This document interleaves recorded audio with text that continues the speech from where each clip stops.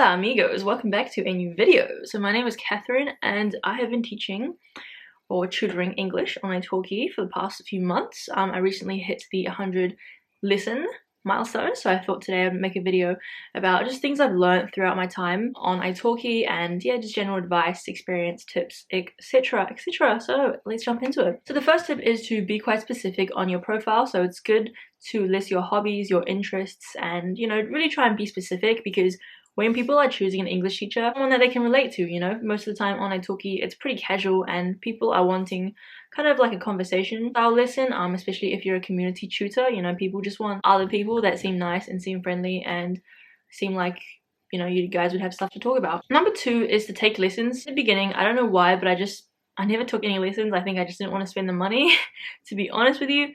But on italki, basically there's a feature where if you make money, you have a wallet and then you can transfer that money that you make from lessons to credit for classes. So it's pretty easy, and it does make sense to at least take a few lessons, just to see how the vibe is. And I think being a student and putting yourself in their shoes, you also learn, what it's like to be a student and things that are good or not good that other teachers do. So for example, after taking lessons with some teachers that spent, half an hour doing like an introduction presentation and videos and all that kind of stuff, it wasn't really what I was interested in. So that gave me the idea to structure my lessons in a more casual way and also ask the student in the beginning like what they want to do, because if you start off with a half an hour presentation and someone like just wants to have a conversation, then essentially you're basically wasting half the time and they're not going to be happy with that. Okay, next tip is to have a flexible schedule. Obviously, I know this is easier said than done, but especially if you're living somewhere like New Zealand or Australia, or I don't know, some obscure part of the world where the time zones are different, it's important that you have a flexible schedule. Like for example, for me, sometimes I'll wake up at 7 to teach classes, or I'll have classes at 9 p.m. in the evening, just because the time difference with other countries is like very, very big. So if I didn't do early morning classes or late night classes, then I wouldn't have students from Europe. Yeah, that's something that I'm willing to do, and I think especially if you are starting out, then it's always good to have a very flexible schedule. So on your calendar, you can basically set up, a super large time, and at the end of the day, you can accept or decline the lesson request. So I would say it's always good to kind of have a more flexible schedule, and then if a student books a certain time that maybe you can't do, you can always just decline the request or change the time. Another thing I want to talk about is packages. So I actually don't do packages anymore, but initially I did have packages and they were a little bit cheaper than individual lessons, and I do think it helps. It does kind of motivate students to book more lessons. Obviously if they purchase a package of 5 lessons, then that's better than just 1 or 2 lessons. But now I don't do packages anymore, just because I like the freedom of declining or accepting like a student on like one given lesson. And I don't like the fact that like I owe people in a way. I don't know if it makes sense, but for me, if someone has a package, then it's like I owe them 3 or 4 lessons, and sometimes I don't necessarily want to teach them again. But yeah, anyways, that's just a personal preference.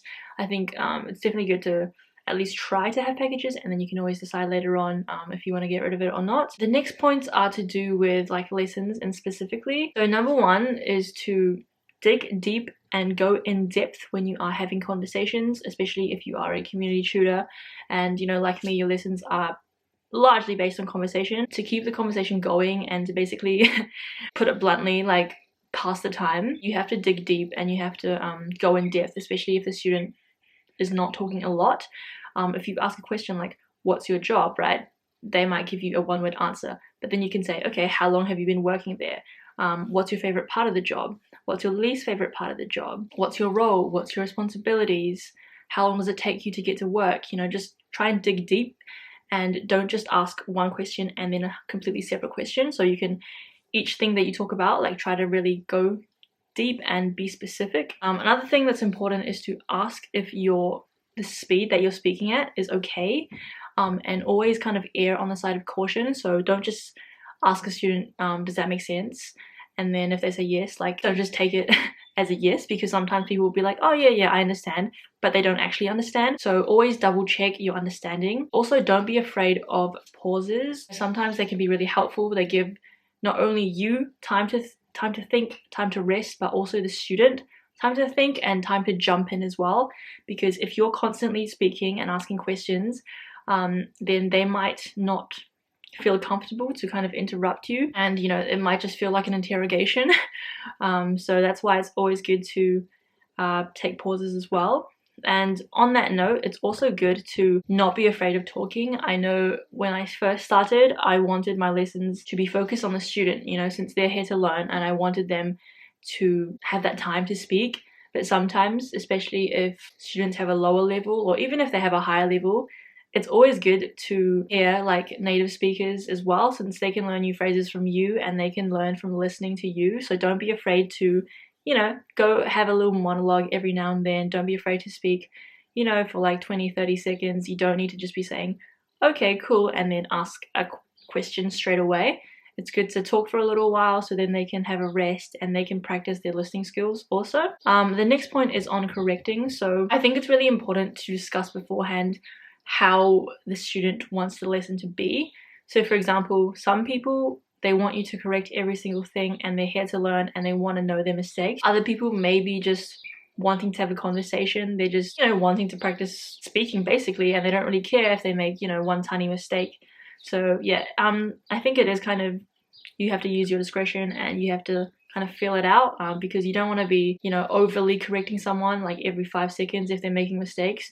But at the same time, it's important that if people are making the same mistake over and over again, that, you know, you let them know, because that's why they're here. Another thing in terms of prices, so I started off quite low, and honestly, I think this is the best thing to do, especially if you are completely new and you don't have experience, because, I mean, students literally have no reason to really choose you because there's so much supply on italki. So you really should start with a low price and then you can slowly start to raise it. In terms of like platforms or, you know, other video conferencing tools, I started off using Zoom and just the italki Classroom, and honestly, italki Classroom is pretty trash. Like, I would not recommend it at all. Unfortunately, some students just decide to choose it. I don't know why. But now my preferred method is Skype. The reason I really like Skype is because once the video call or the voice call finishes, their corrections and things in the chat still remain. So on Zoom, you can type things in the chat, but once the Zoom meeting finishes, the students don't have access to the corrections or photos or whatever things you've sent, whereas on Skype they do. So that's why I always recommend Skype. Even if you're a student and you're looking to take lessons as well, I think Skype is the best option. I mean, another important thing is to ask for feedback. I'm pretty lazy these days, but I think in the beginning especially, it's important that you ask your students at the end of the lessons, you know, say, hey, if you enjoyed this, please do leave a review, because it does really help. I don't really do this anymore, but yeah, it's definitely good if you're starting out, because obviously when you have good reviews, that encourages other people to book lessons. And then in terms of payment, I basically just use PayPal. So I just transfer the money from my wallet into PayPal, and it works pretty well. And I think I recently learned that they can charge a fee, but if it's over like a certain amount, like $150, I think, there's no fee. So then that's what I do. I basically wait until I have, you know, like $200 in my PayPal before I transfer it into my bank account. I would say, just to end off with a couple of my final thoughts, I think before I started working, I was on italki. I watched a lot of videos of people, you know, that are like making thousands of dollars a month and working as basically professional teachers on italki. But I think for me, it's not really a sustainable full-time job, since, you know, my lessons are basically conversations, and after talking for, you know, 2 or 3 hours a day, like, it's quite draining, especially since I'm quite introverted. So it is, you know, pretty tiring. So I don't think I could really do it as a full-time job, but it's definitely great to make some side income. And honestly, it's just super interesting getting to know people from all around the world and learning about, you know, their culture and their country and, you know, their language as well. If you're thinking of doing it, I definitely would recommend it. If you're just starting out, definitely don't be disheartened if you don't get very many students, because it is, even for me, like, it's very on and off. It's very up and down. It's not very stable, you know. Sometimes one week I could have 2 or 3 lessons, and then other weeks I'll have like over 10. So yeah, just be patient and pray that the algorithm will be on your side. And I think at the end of the day, the best thing you can do is to have low prices and then have a flexible schedule, and those are the kind of 2 things that are gonna get you the most students, and obviously being a good tutor as well. So yeah, anyways, I hope this was a very helpful video and you guys learned a lot. If you have any thoughts or any suggestions, please leave a comment down below, and I will see you all in my next video. Ciao!